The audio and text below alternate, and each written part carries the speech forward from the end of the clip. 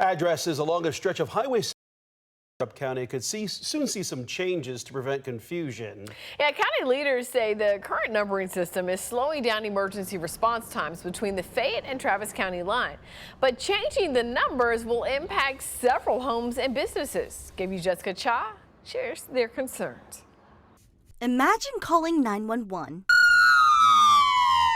and the hardest part is explaining where you are.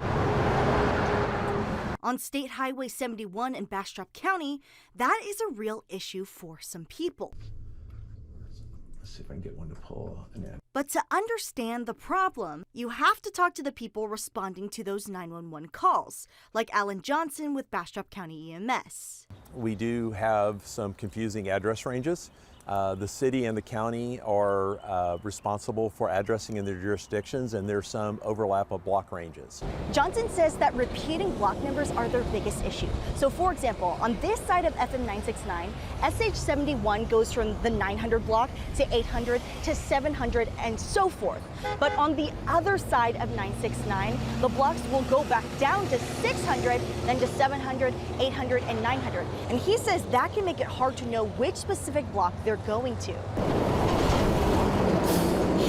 Johnson says crews across the county get an address wrong at least twice a week, and every second counts during an emergency. Especially as this county is growing and we're getting more and more businesses and more apartment complexes and residents moving in here, you know, the opportunity for something to go bad certainly is increasing. So now the county is stepping in. In April, leaders formed a committee to straighten out the system by renumbering the highway, which also includes eliminating duplicate addresses and odd and even addresses on the same side of the road.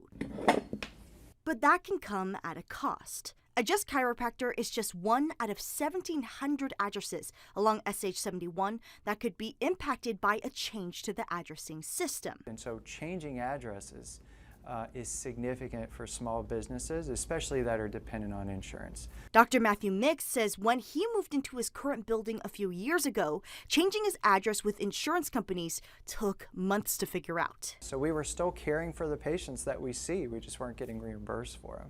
So Mix says he hopes the committee will take this kind of impact to small businesses into account.